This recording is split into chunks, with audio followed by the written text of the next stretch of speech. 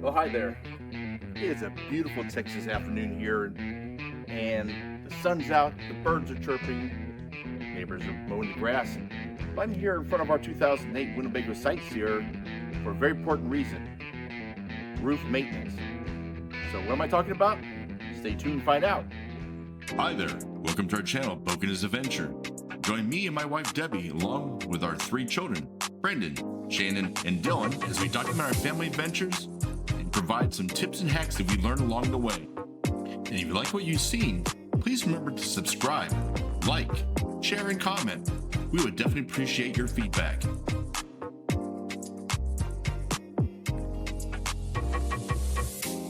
Thank you for watching. So, what am I talking about? I'm talking about Winnebagos. Winnebagos have a unique RV roof design. They're sold as a one-piece fiberglass roof. In essence, they are.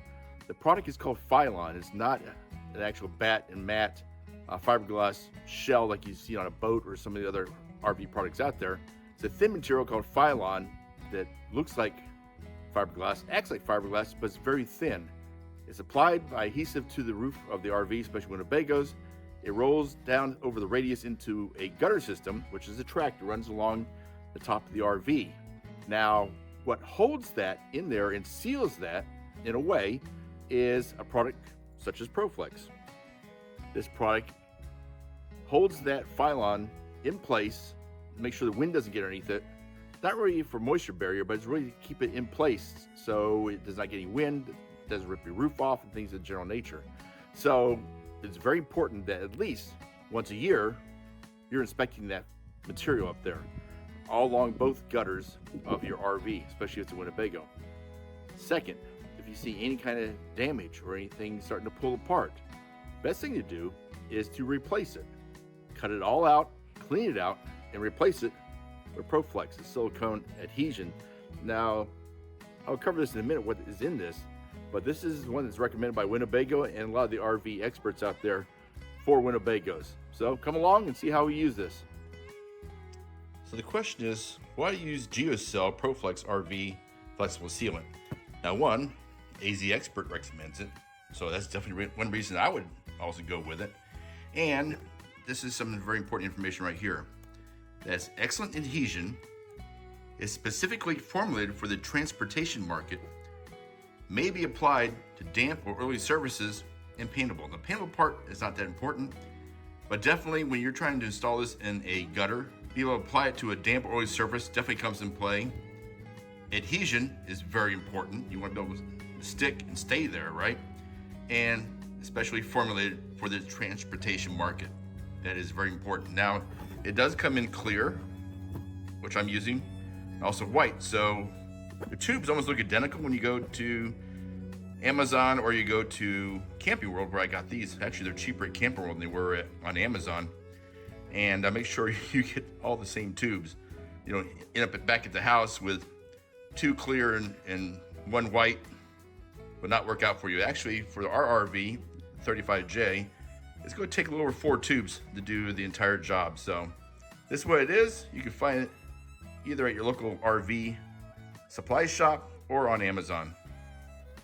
Now, you can say it does help to have additional equipment to do a job like this, replacing the caulking along the gutter in the radius of a Winnebago. Now, having a rolling stage, yes, I do not have the handrails up there, the guards and stuff. It'd be nice to have those, but it just didn't feel like putting those on. And for me, since I'm older now, it's easier to get on a ladder to get on the rolling stage. They have a working platform, make it easier. I can do a little over 6 feet at a time and roll down the next section. It makes life a lot easier. So if you have the right tools, even if you want to rent one of these things, make your life a lot easier. Now, this is what I was talking about before. You see Filon material. You have a roof radius comes down, and you have a gutter system right here. And this tucks in behind this gutter, and then you have a bead of caulk, or the ProFlex, so to speak, that keeps it sealed. Now you can see, let's use the shadow, it's pretty good shape. What I did last time, after inspecting, I top coated it. Now you can only top coat it once. Now it's time to tear all this out and replace it. Now, what I've used in the past to do this is I have a razor scraper, I have my 5-in-1, a putty knife, Windex or something that works well, a couple of rags, and what I'm gonna do is start cutting this out, right, all the way down, clean this up, blow it out with an air gun, and come back with a fresh bead of the ProFlex. Let that cure and dry, and then top coat it again to make it look nice and pretty. Okay, see, I've started this already. Look at the corrosion underneath here. And you can see how this is starting to come loose. This is where you get in trouble. If this bead was not intact, all it takes is get a little air underneath this whole sheet will rip off. So I take my scraper, and I'm gonna work carefully down the radius. Make sure I don't want to cut anything. I just want to get the silicone loose. Just like this. Work on the bottom side.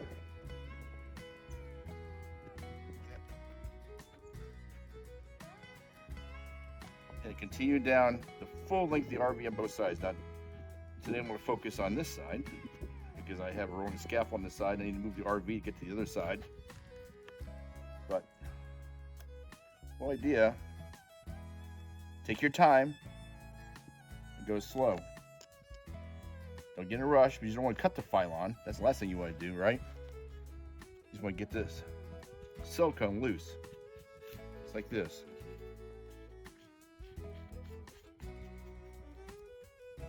And I'm working my way all the way down the RV this way. And coming back, take your putty knife, right? And you get all this stuff out of here.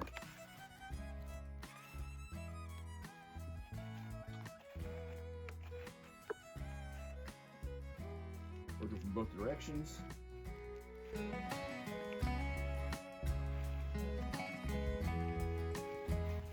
Like I said before I finish, I'm gonna clean all this up right here, blow all this out, but you can see now how the Filon's loose.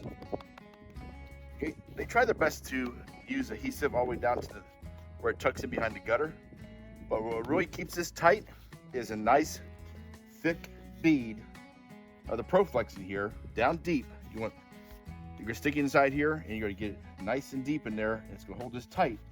Let it dry, and then put a top coat on there. If you want to, maybe put some tape. I'll show you later, make it look good. But this needs to be done. I think they say it needs to be done every year.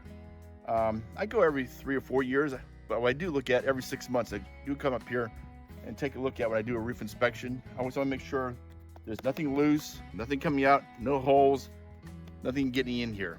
But here's a closer view. See, I've got this out. So you can clean this up, but see how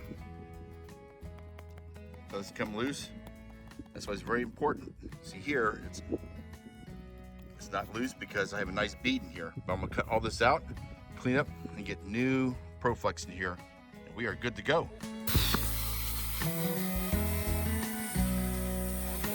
So the sun is bright right now, and now it's time to get the ProFlex in the gap. So let's get this started. Okay, see if I can do this one-handed. Now you can see here,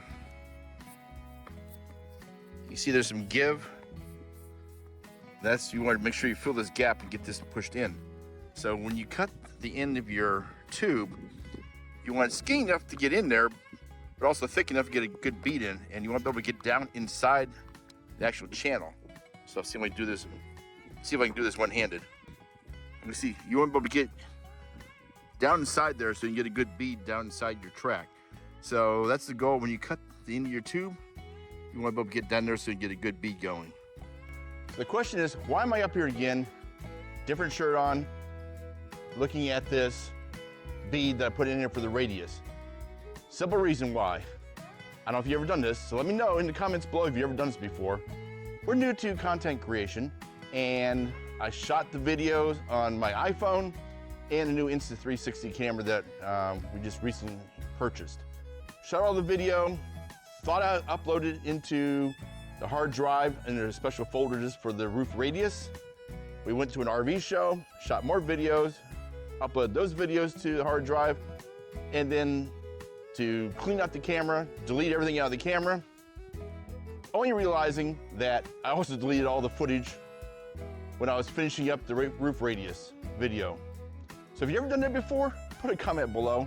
I know it had to happen to someone else, so I need to come up with a better checklist or plan to figure out some way to make sure I don't delete footage that I have shot for video, especially when we're creating content, that I'm gonna need later. Otherwise, guess what? I'm doing what I'm doing here. I'm back here reshooting parts of the video again.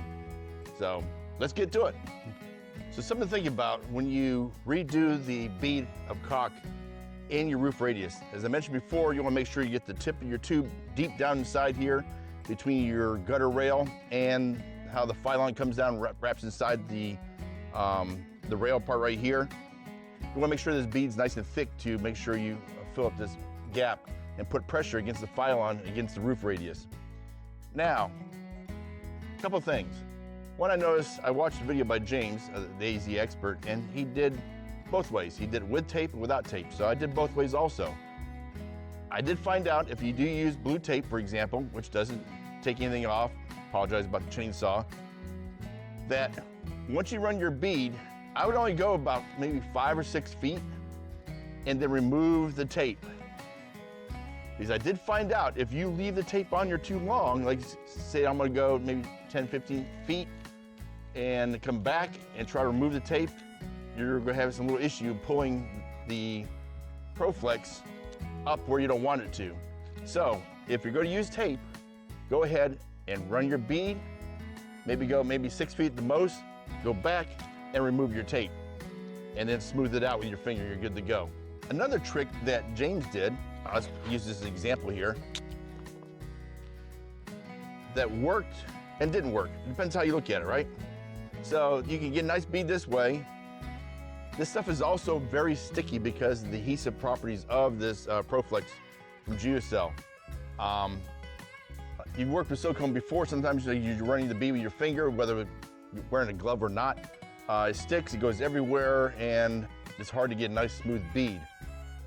One trick is to use some Windex, right? Like this, and then run your bead. Excess will come off on your finger. I said this is a reenactment. And just wipe it off on a cloth like that and you are good to go. And you get a nice, smooth finish that way.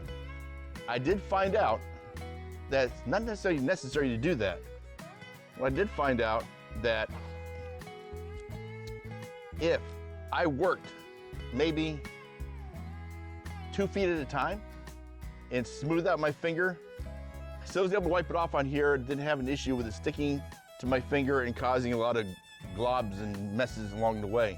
So 2 ways to do it. One, you tape it off.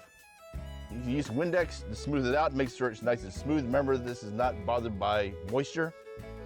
2, just limit the amount of distance you do. Just do a short little distance, wipe it down, fill it in, and you're good to go. Now, third tip on this aspect. You'll run your bead in here. As it is starting to cure, it will also come up. So you might want to go back and see how you're looking. You might want to tap it down or run your finger along there again, make sure it's smooth, otherwise you're gonna have a lot of rough areas. And I'll show you an example right here. Right here, for example, I didn't go back, and you see some rough areas right here, and it is a little dirty since this has been over 2 weeks since I shot the original video. That so there's a little dirt up there. But go back and smooth it over like this. Finally, you do have the opportunity to run a top bead on here, which you can see right here. For example, I ran a top bead, make it nice and smooth, and it looks good. So it comes down to taking care of your roof, especially on these Winnebagos. This can be maintenance free. You see I need another coat of wax on this roof right here. But make sure you maintain these roof radiuses. Make sure that your bead ProFlex or whatever caulk you're using that's recommended by Winnebago is nice and solid. Your Filon's nice and tight, and you're good to go for another season. So I hope you enjoyed this video. Like you said, we're not experts at this. I'm not an expert at doing this. I've done this many times, this particular RV. We've had this for many years. This is a 2008 Sightseer, and you see it's in really good condition still, and close to 90,000 miles. We've traveled a lot in it.